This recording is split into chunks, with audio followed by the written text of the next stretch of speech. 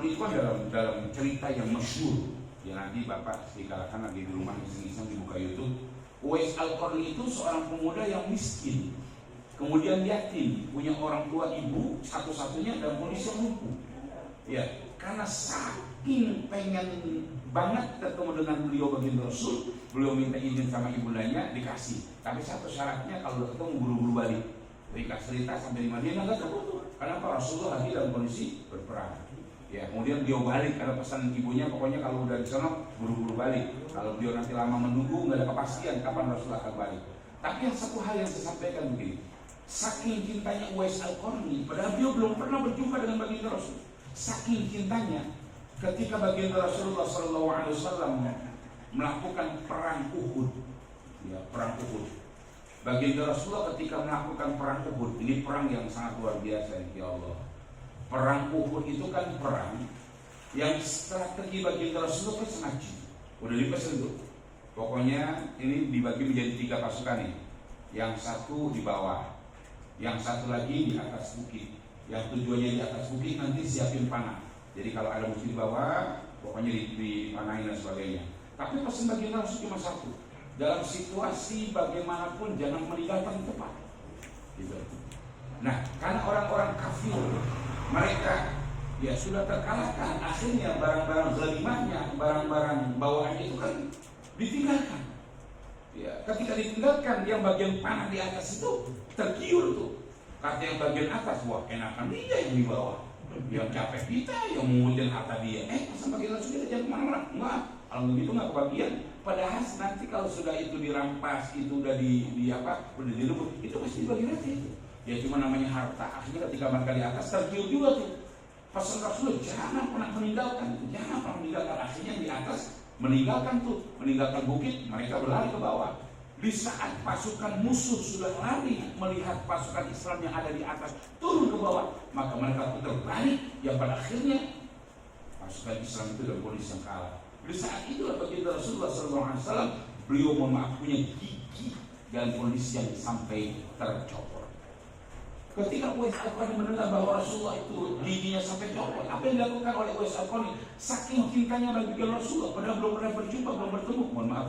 Itu Uwais Al-Qarni sampai ambil batu, beliau copotin itu giginya dengan dikatok oleh batu.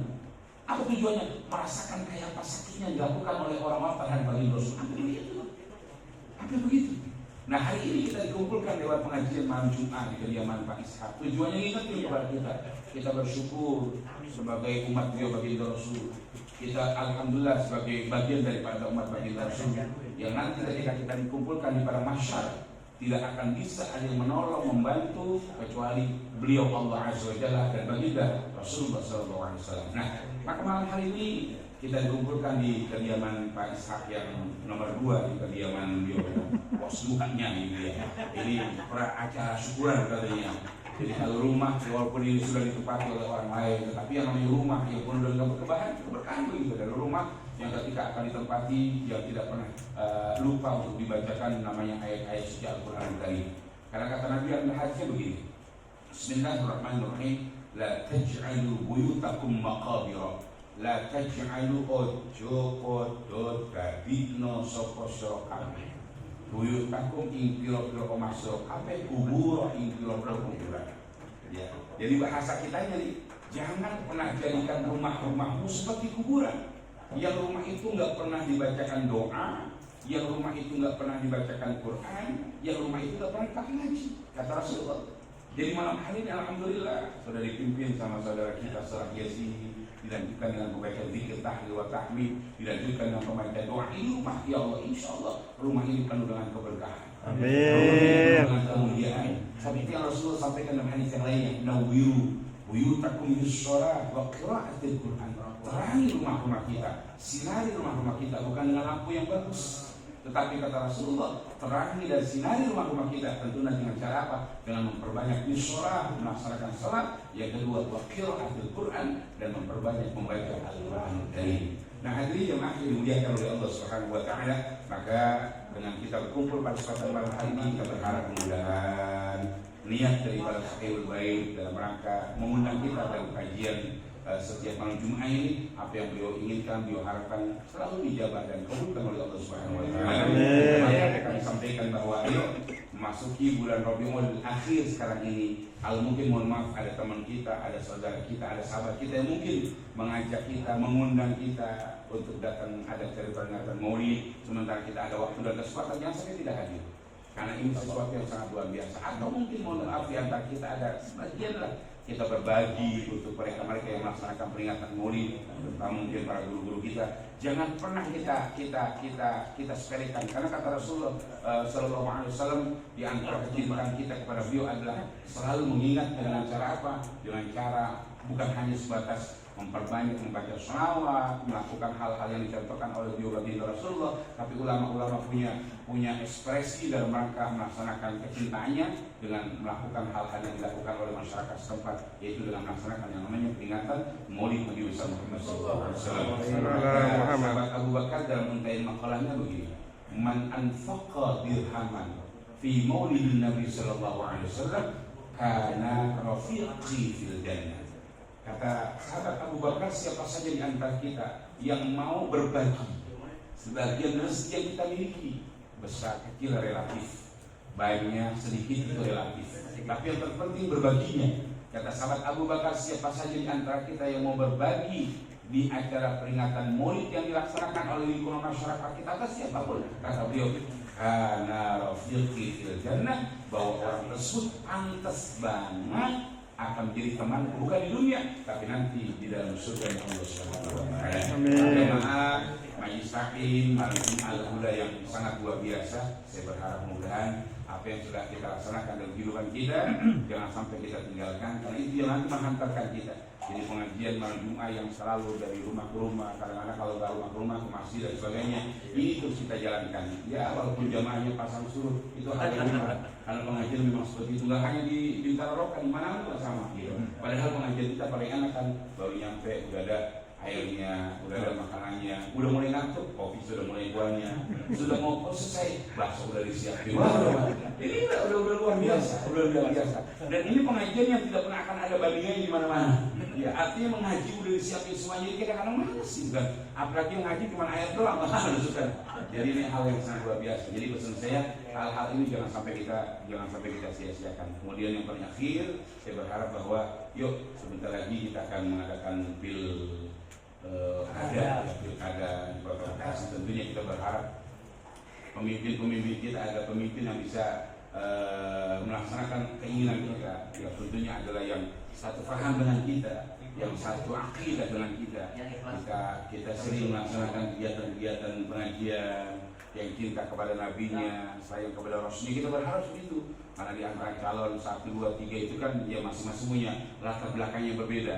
Kita berharap iya, masing-masing punya latar yang berbeda, macam-macam tidak khasnya tersendiri. Kita berharap pemimpin kita yang cinta terhadap ajaran-ajaran kita, yang kalau misalnya di komunitas Majelis Taklim Al-Huda ketika ada peringatan Maulid diundang wali kotanya, kemudian wali kotanya sepaham dengan kita, insya Allah mereka hadir. Tapi kalau mereka nggak paham kan, buah buru-buru datang. Bahkan kalau perlu ada SP, kalau perlu jangan sampai ada pelaksanaan kegiatan seperti itu. Karena kemarin kita sempat heboh tuh, kalau kemarin lihat mungkin berita itu ya. Ada salah satu di SMK 5 yang ada di daerah Bekasi Utara. Ya, itu kronologisnya di SMK 5 itu mau ada peringatan Maulid, kemudian ada kepala sekolah PJ, ada PLT baru dipindahkan, katanya dari Tarumajaya. Mohon maaf, itu kepala sekolahnya ibu-ibu tuh pakai cadar gitu kan. Kemudian ketika sampai panitia sudah siap melaksanakannya, kemudian ada instruksi nggak boleh dilaksanakan. Karena itu ada wali murid laporan, kemudian direspon sama teman-teman NU, akhirnya dimasukin berita tuh. Ketika dimasukin, wah, artinya mereka dipanggil itu orang heboh tuh. Maksudnya dipanggilin itu dari OSIS itu, wakilnya bilang jangan sampai ini kan kita ngadain ya, bukan nggak. Akhirnya padahal aja memang nggak boleh gitu. Jadi dari orangnya aja perempuan pakai cadar, kan tahu kan senang-senang gitu kan. Karena udah direspon sama teman-teman dari NU, rame itu viral kemana itu. Ketika ada viral baru, enggak kita silakan aja marah-marah. Artinya kita akan dilaksanakannya gitu, dilaksanakan ada paksa gitu sudah. Nah, jadi artinya kita ini jangan salah memilah dan memilih begitu. Ya, walaupun sekarang ini yang anti maulid, sekarang jadi maulid, anti tahlil jadi tahlil. Tapi maulidnya bukan maulid beneran, maulid karena maulid kampanye gitu ya.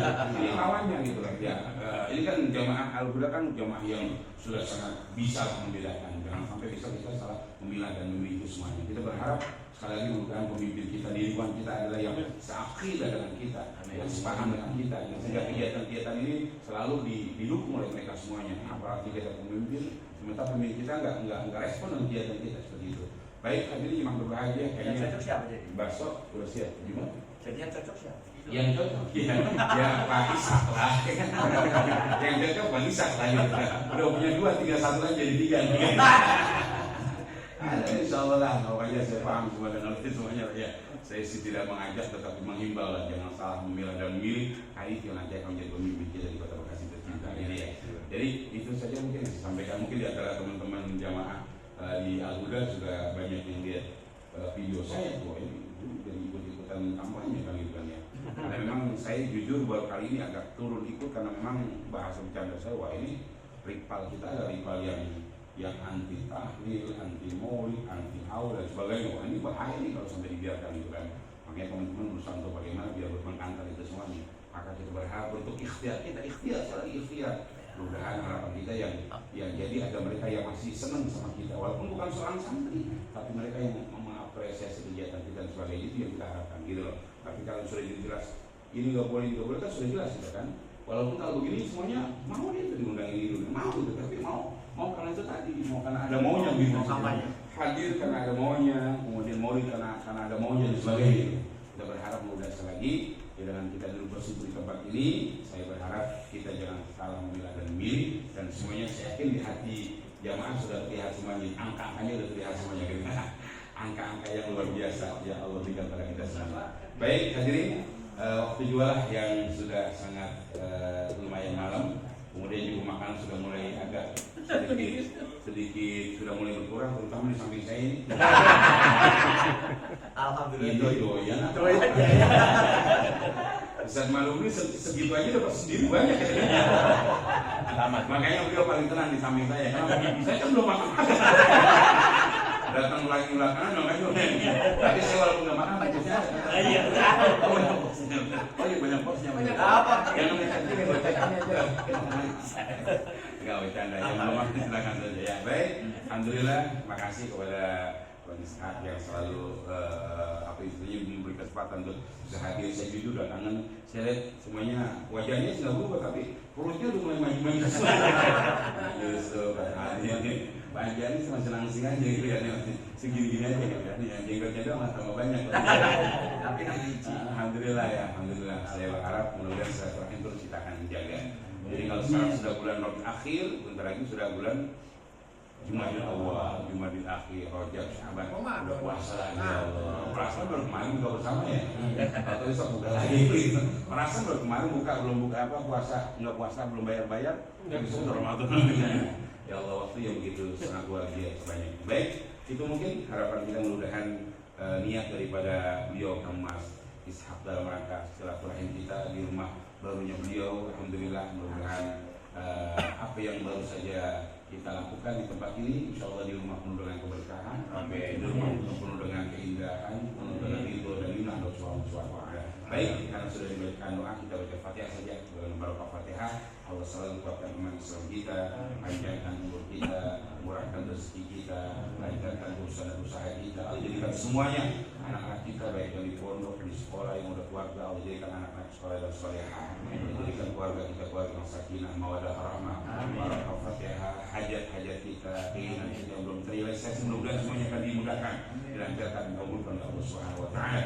Barokah Fatihah buat orang-orang tua kita yang telah disebutkan, terkhusus keluarga Sahibul Bait yang telah Allah panggil menghadapnya, jamaah kita juga mungkin yang telah Allah panggil menghadapnya, mudah-mudahan mereka semua dapatkan kemudian dihapuskan Allah Subhanahu wa Ta'ala. Dan orang-orang tua kita yang masih ada, mudah terus akan dijaga kesehatannya, panjangkan usia yang kita berharap nanti manakala kita meninggal dunia, meninggal kita dalam kondisi husnul khatimah, kita akan dikumpulkan dengan idola kita, panutan kita, kekasih kita, baginda Rasulullah Sallallahu Alaihi Wasallam. Tilka niyal Fatihah. Alhamdulillah, Bismillahirrahmanirrahim. Alhamdulillah, Rabbil Alamin, Ar-Rahmanir Rahim. mustaqim shiratal ladzina an'amta 'alaihim ghairil maghdubi 'alaihim waladdallin. Amin. Alhamdulillah, doa udah semuanya selesai semuanya. Terima kasih. Insyaallah mudah-mudahan kita berjumpa bertemu di pengajian-pengajian yang akan datang. Dan saya Allahumma fil aqwali. Assalamualaikum warahmatullahi wabarakatuh.